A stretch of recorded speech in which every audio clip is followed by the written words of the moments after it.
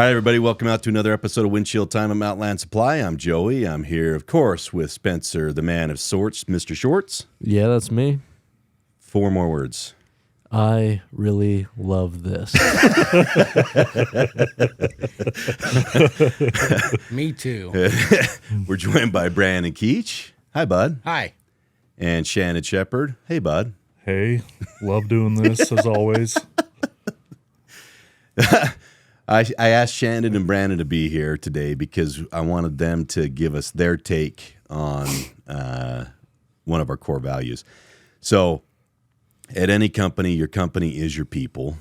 At Mountainland, we've identified some certain attributes of our people that kind of embody our culture. And one of those is, which one you want to talk about? I think we're going to talk about courage. All right. We can talk about courage. So within the culture of Mountainland, what does courage mean to you guys? First off, I got to say something. You say. I was going to say whatever you want, but I have to qualify that with you. Say whatever you want that doesn't require an E sticker on the front of this thing. I just want everybody to know I'm sitting on the couch because Keetch didn't want to sit on the couch. He said the last time he was in this podcast, Made him look small. he saw what he looked like on the couch. And his feet didn't even touch the floor. So Joey put a pillow behind his chair today. So It's not a pillow. Oh. It's 3 rolled up hoodies. These are some deep couches.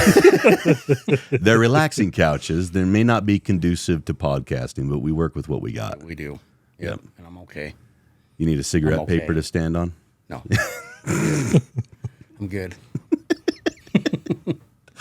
All right. Speaking of sorry. courage, Yeah. Brandon has the courage to sit on a couch that's too big for him. Yeah. Therefore, he gets to go first. Yeah. He Okay. could have the courage to pull the mic closer to his face. Yeah, you too. could have that courage. That'd be Yeah. awesome. Oh, Is that better? that's That's way way better. better. Okay, good. Remember, fists. Oh. Here I am. Okay. You wrote a script. No, I didn't. Oh, okay. You didn't write a script. I've got some cheat notes, but Some cheat notes. yeah. Yeah. But I'm good though. But you memorized them? Yes. Yeah, oh yeah. He's not going to look at Courage. him. You know what courage is to me? No, but you're going to tell me. To be able to be on this podcast and be able to have 30 minutes to prepare for it.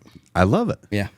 Well, what would it be if I gave you tons of notice? That wouldn't be very natural. It wouldn't. This is just the raw bud Yep. coming at you. So, courage is the ability to do something difficult when there's risk. I like that. What's that? You have a quote on your desk from John Wayne. Isn't there something about courage on that one? Or do you not remember it? I don't remember it. Yeah, we'll look I it haven't up seen sometime. it for a minute. He has all kinds of quotes on Shorts, his desk, look up but Courage John Wayne. Courage, John Wayne. In the meantime, what does it mean to you, Shandon? Courage is tough, especially when you talk about it in the workplace a little bit. But courage is kind of, to me, is the moral strength to do something hard, I guess. Whether you say mental or moral strength. I love guess, moral. I think that's great. right? It's a tough thing to do. Courage is, you think of it as like a heroic word and stuff like that, right? Yeah, some But- people do, but that's not necessarily what it is in our culture. Yeah, but it's a hard word. It's to do something hard, really. Yeah. That goes against, I don't know, gives you pain or something, I Yeah. guess. What'd you find out? What'd John Wayne say? Courage is being scared to death, but saddling up anyway. There you go. That's exactly what it says on your desk. That's right. Yeah. Obviously, it means a lot to you because you could quote it. Well, I have a few of them, so But that does sound just like Keetch. It does. I think you're both right. The interesting thing about the word courage is that it to me, it's kind of like it's doing something that not everybody else would do, and against something that's a strong force, right? Yeah. And that's why, there's the heroic portion of it. People are like, oh, well, that guy, man, what courage did he have? A lot of times, people in battle or, warriors, yeah, they had courage because they did something against a force that was something not everybody was willing to do. But in our culture, it's like that, just on a different scale. You do something when nobody's watching that is against a force that's pretty powerful. Being honest, doing things when people aren't watching, having the integrity to do something that maybe other people would choose to let slide, but you had the courage to say no. Yep. Totally agree. Have you guys seen that within your positions? People exercise courage? Absolutely. Every day. Branch managers, sometimes they don't get to do fun stuff sometimes when they have to have hard conversations. And they have to build up that courage to have those conversations with some employees that need to be maybe redirected a little bit. And I see it, the courage to be able to tell employees that they're doing a great job too. And sometimes that's not easy. If you've got an employee that done a good job, and to take that opportunity to tell them that they're doing a good job, and sometimes that takes a lot of courage too. Yeah. I remember one of my first conversations when I got into sales management with one of the senior salesmen, and I gave them some encouragement.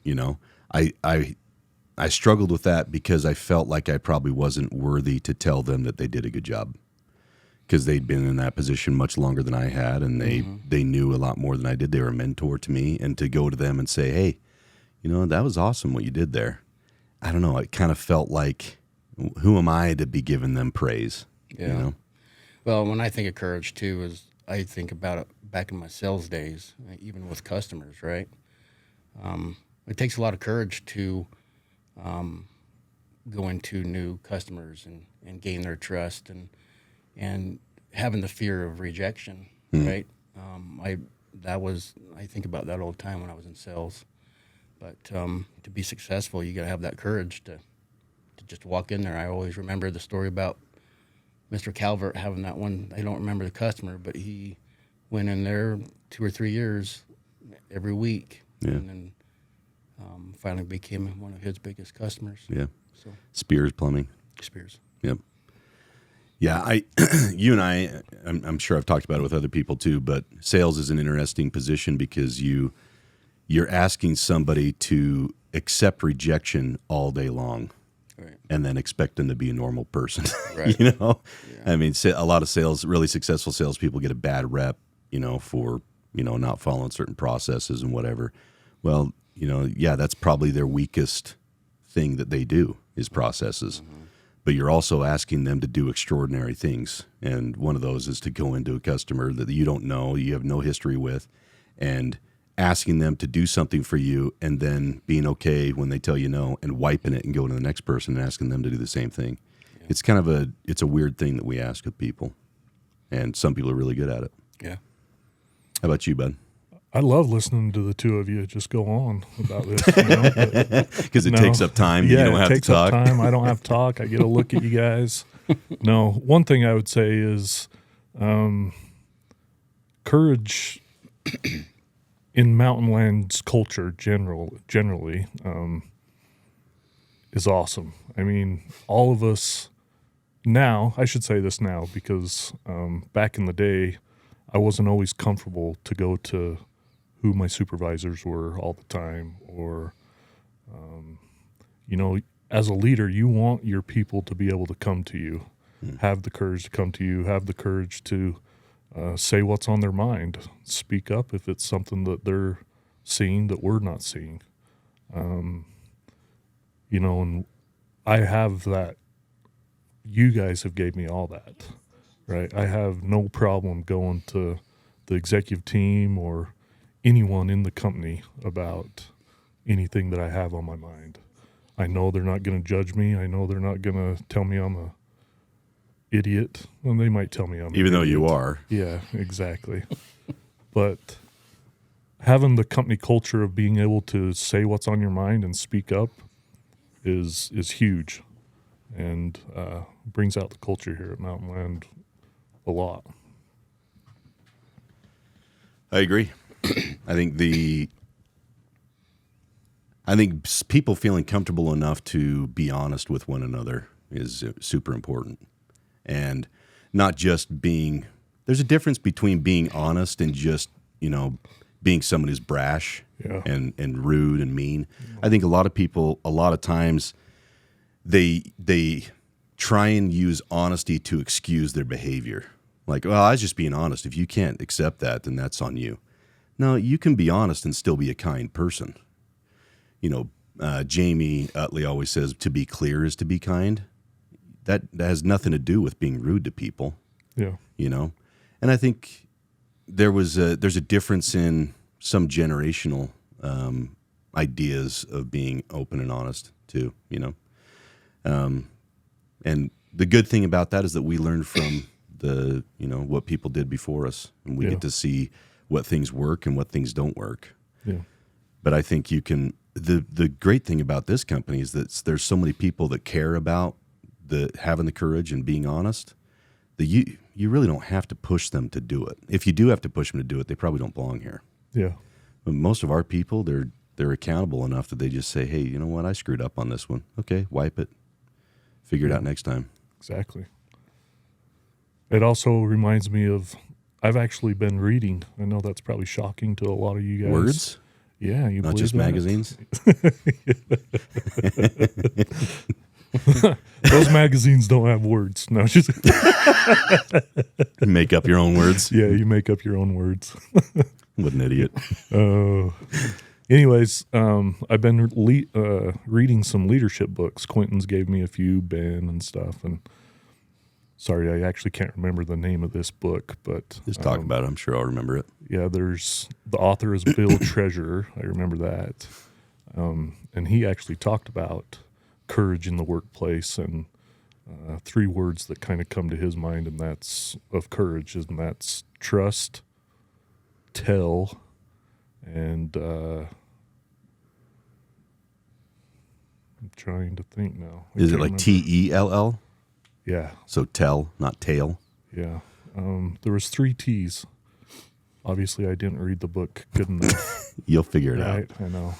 I'm on the spot, so I'm trying to think. No, it's all good.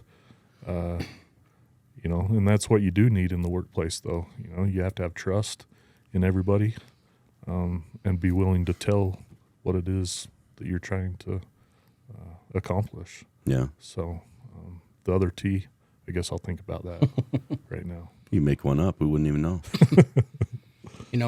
I saw a bunch of courage that happened on Monday over at CHOR as far as doing interviews for Jeff's assistant for the branch manager over there. And we went through quite a few interviews, and just to see the courage of employees that are stepping up, that show interest of, going into management, means a lot to me. And that was fun to watch that on Monday as those employees came in. It's not always easy to have a conversation with somebody, No. About really anything. And I kind of look at new managers like new parents. There's not a real book that's going to tell you everything you need to know about being a new parent. Right.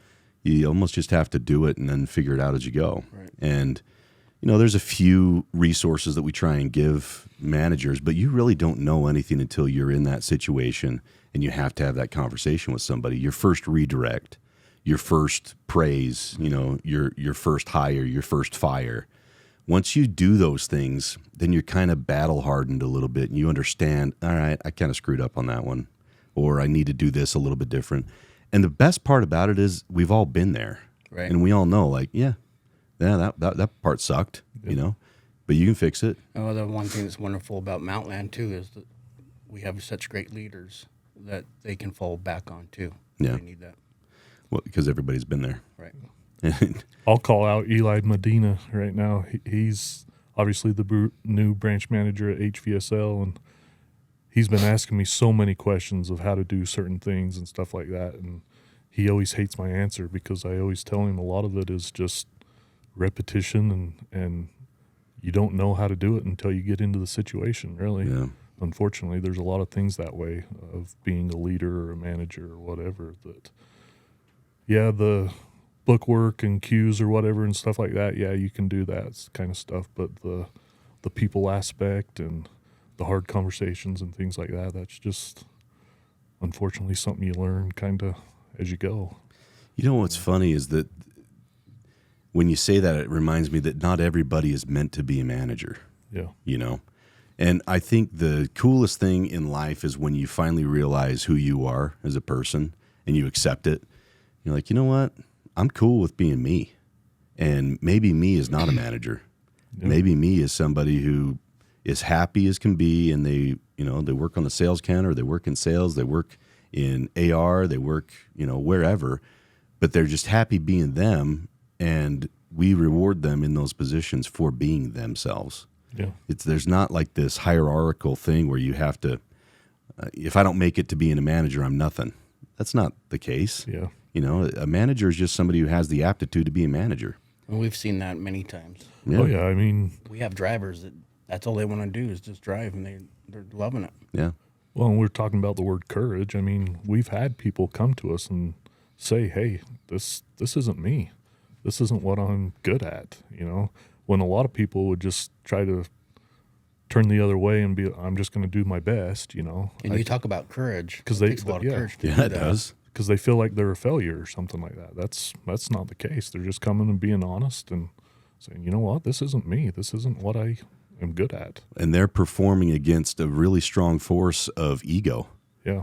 Like, man, to swallow that and to say, you know what, I need to look at myself and decide what I want to be. Yep.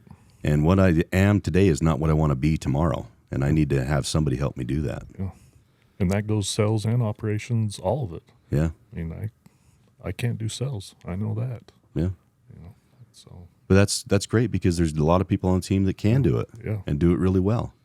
And your skills are in other places. Yep. And we need you to be that person too. And the quicker you can find out who you are and what makes you tick and what you're really good at, the better you're going to be for yourself and for the company. Yep.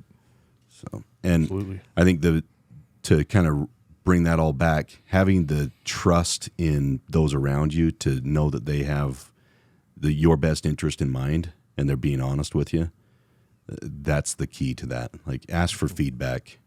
That's Yeah. the only way you find out what you're good at or who you are. Right. So Eli, you're going to be awesome, by the way. he is going to be awesome. He's Yes. already awesome today, but Yes. He will. I'm proud of him for standing up and taking on a new challenge because it's not easy to stretch all the time. For That sure. takes courage too.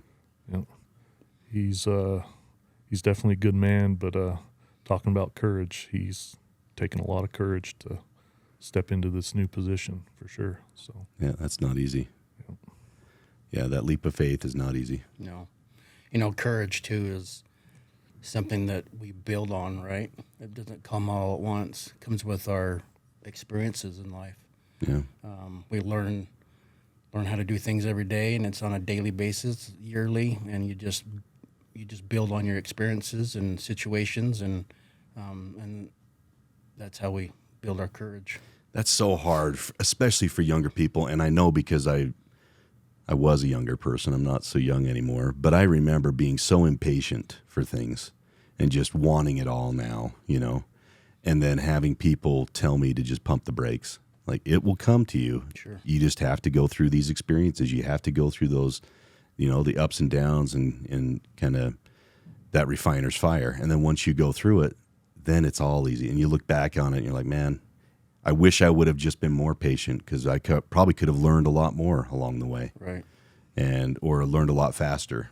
But if there's anything I could say to anybody out there, it's like, especially the young people, just be patient. Just know that people have your best interest in mind. Absolutely. When I think I probably shared this story before, but I'll share it again. When I was first coming up into Mountainland, I wanted my past was I worked with my hands, on our farm, and I knew how to weld and I knew how to do mechanic work. And there was a spot open to do hot taps. And, back then there was only 2 trucks. It was Dale and Frank Ferry. And they were considering putting another truck out because the business had grown and they needed more help. And I knew Dale, and Dale's like, yeah, dude, if you want this, I'll put the good word in for you. You can have it. So I thought I was a shoo-in. I was telling Tawny, I'm like, oh, this is going to be sweet. You get commission on every one of the things you do, you know. And I really thought that was my new path. And a couple days later, I had heard from Dale that Bob Rasmussen told him no. And I was so pissed. I was like, who the hell are you to tell me what I want to do? And Bob's like, just be patient. I see something else for you. You just got to be patient. And I seriously was pissed. I was really naive and young and immature, and I was angry. And, you know, eventually I cooled off after a day or so. And then after a few months, I realized that Bob had a new pathway for me to go through sales. And I'm a much better salesman than I ever was a welder. Sure. And I'm much happier going through that pathway than any other pathway. But I couldn't see that. I couldn't see the end from the beginning the way that Bob could, because Bob had the experience. Right. And he could see that I had a certain aptitude that I couldn't even see at the time, because I was only blinded by my own experience.